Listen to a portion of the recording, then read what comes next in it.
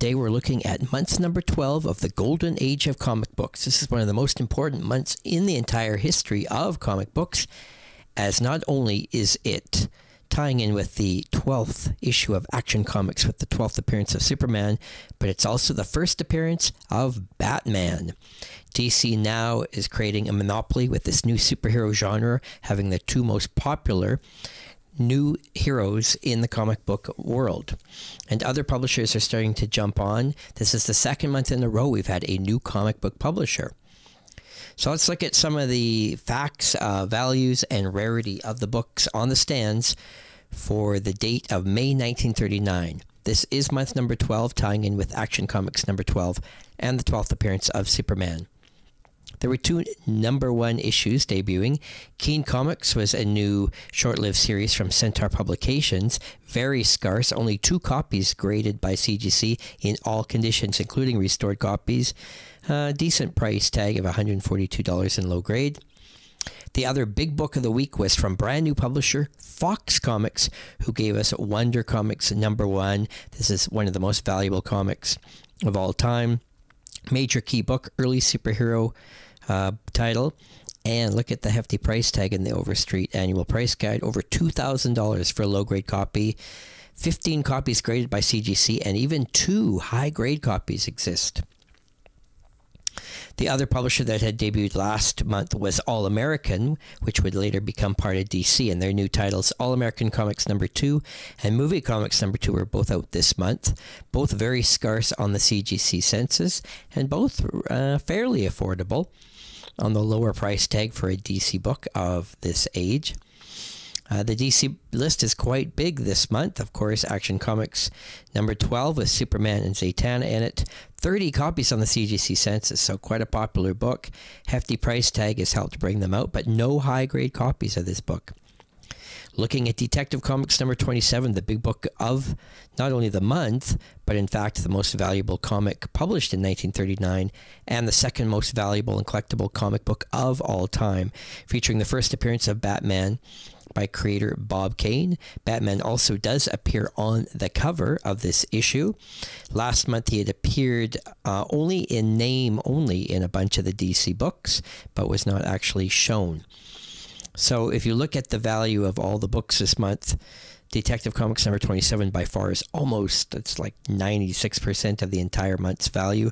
$130,000 for a low-grade copy of the first appearance of Batman, or $2 million for a high-grade copy. Looking at the CGC census, the book's not that scarce. The high price tag has definitely brought copies out. There's 58 copies now graded, including 3 in high grade. What's interesting, though, is in overall copies, this book is actually scarcer than Action Comics number 1, but does win out for more high-grade copies. DC also gives us Adventure Comics number 38, hefty price tag, $300 in low grade, and also More Fun Comics number 43 at $187, and there's 10 copies on the CG census. So DC seems to monopolize the most valuable books and the most common books that are graded by CGC. The only other major book jumping out is Wonder Comics number 1, with a hefty 15 copies graded, 2 high grade, and that hefty $2,000 price tag.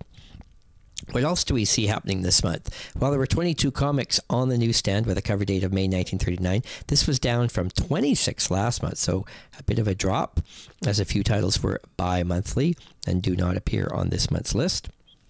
We're starting to get more and more variety of publishers. Centaur, of course, has been one of the biggest publishers in early comic books. And right now, they've got 5 titles on the list this month. And they're all fairly scarce. The most common one is actually Amazing Mystery Funnies Volume 2, number 5. And it's got the highest price tag at $343. 9 copies graded. Keep in mind, 9 copies is still not a lot. If you take the 22 books on the newsstand this month and just use an estimate of 200,000 copies of each printed, that still gives us 4.4 million comics potentially on the newsstands, and it could be actually that the print runs were even way higher than that at this point. Now that Superman was popular and the superhero genre was climbing, and the publishers were jumping on the bandwagon. I think it's a sign that this market is definitely growing. So you may find that the average print run could be 300,000, maybe even 400,000 on a lot of these books. But we'll just stick with my point to make, is that with 4.4 million comics out this month, only 189 copies of that has survived to be graded by CGC in all conditions, and only 14 of the 4.4 million comics have been graded by CGC in super high grade 9.0 or higher. And yes, this includes restored copies. If we look at what books seem to be the scarcest overall, we'll see that there's actually 2 comics on this list that are so scarce and underappreciated that they have 0 copies graded by CGC in any condition, including restored copies. That is Feature Funnies number 20, which is the final issue of that title from Quality Comics. That was their only title on the newsstands, worth only $40 in low grade, and that is why people are not rushing to get this book graded. And the same with Popular Comics number 39, only worth $47 in low grade. So for these 80-year-old comics, just not enough demand or hype for these books, and people are just not getting them graded. But these books are also extremely scarce, to keep that in mind. They're just not out there. Because you would think that if anyone had high-grade copies, yes, they would grade them, because the high-grade books are always worth something decent in high grade for books of this age. And we find that Crackerjack Funnies number 11 is the cheapest book on the newsstands this month, only $36 for low grade, and you can even buy a high grade near mint copy for under $500. But still, that's a pretty hefty price tag. Modern comics rarely are worth $500. The comics that seem to be the most common in high grade is, by luck, the Detective Comics number 27. The high price tag has brought out 3 copies of that. Mickey Mouse Magazine number 44 has, by luck, 3 copies, and that is due to Western Comics actually usually keeping file copies of their books. So 1 or 2 of those could be file copies. And that's usually what we see. And that can also happen with Dell Comics. However, this month, all the Dell comics do not have any high-grade copies. So possibly no file copies, or else if there is a file copy, it just hasn't survived in high grade.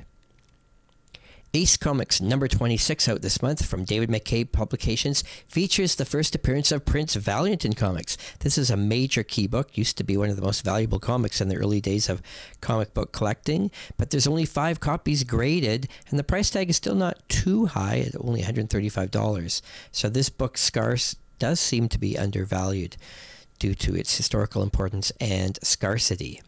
And Famous Funnies, number 58, still the longest running comic book in the comic book business, now at 58 issues. Still quite scarce, only 2 copies graded and no high grade copies by the low price tag value of only $39 in low grade. So we recommend you check out these great classic books. Go see if you can find copies in any condition. These books are near impossible to find. They do pop up once a while on auctions. So if you want to collect these gems from the early days of comic books and the golden age, these are the fun ones to go hunt for.